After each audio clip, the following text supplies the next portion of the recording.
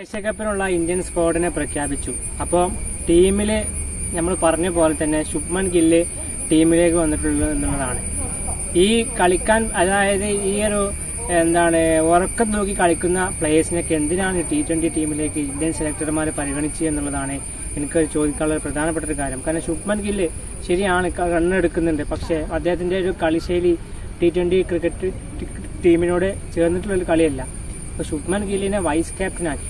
അത് മാത്രമല്ല, Shubman ഗില്ലിനെ vice captain ആക്കിയതോടുകൂടി നമുക്കറിയാം ശുഭ്മൻ ഗില്ലിൻ്റെ ഒരു T20 അദ്ദേഹത്തിൻ്റെ ഒരു ബാറ്റിംഗ് പൊസിഷൻ എടുത്ത് നോക്കിക്കഴിഞ്ഞാൽ അദ്ദേഹം ഓപ്പണറായിട്ടാണ് കളിക്കുന്ന ആളാണ്. അപ്പോൾ അദ്ദേഹം ടീമിലേക്ക് വന്നു കഴിഞ്ഞതോടുകൂടി സഞ്ജു സാംസൺ ഓപ്പണിംഗ് സ്ഥാനത്തേക്ക് അദ്ദേഹം കളിക്കാൻ പറ്റുമോ എന്നുള്ളത് സഞ്ജു ടീമിലുണ്ട്, പക്ഷേ സംശയത്തിലേക്ക് പോയിട്ടുണ്ട്. അഭിഷേക് ശർമ്മയും അതുപോലെ ഗില്ലും ആയിരിക്കും ഓപ്പണിങ്ങിലേക്ക് വരികയും അങ്ങനെ വരുമ്പോൾ ഒരു പക്ഷേ സഞ്ജു സാംസൺ അദ്ദേഹത്തിന് നമ്പർ 5 ഒരു ഫിനിഷറായിട്ട് കളിക്കേണ്ടതായിട്ട് വരും. അല്ലെങ്കിൽ ജിതേഷ് ശർമ്മക്ക് അവസരം കിട്ടും. ഇതായിരിക്കും ഉണ്ടാകാൻ പോകുന്നത്. ഗില്ല് ടീമിലെ വന്ന സമയത്തെ എനിക്ക് ഉറപ്പായിരുന്നു. ഗില്ല് ശരിയാണ്, നല്ല കളിയാണ്, പക്ഷേ ഒരു ഉറക്കം തൂങ്ങി കളിക്കുന്ന ഒരു പ്ലെയറാണ് ഗില്ല്.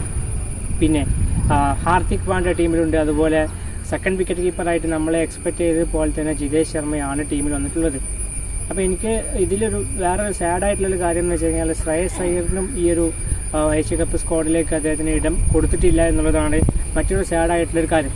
ഇനി ടീം സ്ക്വാഡ് നോക്കുകയാണെങ്കിൽ ഇങ്ങനെയാണ്: സൂര്യകുമാർ യാദവ്, ശുഭ്മൻ ഗിൽ വൈസ് ക്യാപ്റ്റൻ, അഭിഷേക് ശർമ്മ, തിലക് വർമ്മ, ഹാർദിക് പാണ്ഡ്യ, ശിവൻ ഡൂബെ, അക്ഷർ പട്ടേൽ, അതുപോലെ Jithesh Sharma wicket keeper, Bumrah, Harshdeep Singh, Varun Chakravarthy, Kuldeep Yadav, Sanju Samson wicket keeper, Harshit Rana, Rinku Singh. അപ്പം സങ്കടമായിട്ടുള്ളൊരു കാര്യം എന്ന് വെച്ച് കഴിഞ്ഞാൽ, എനിക്ക് തോന്നുന്ന പേഴ്സണലായിട്ടുള്ള കാര്യം എന്ന് വെച്ചാൽ ഗില്ലിനൊന്നും T20 ടീമിലേക്ക് കൊണ്ടുവരേണ്ട ഒരു ആവശ്യമില്ലായിരുന്നു.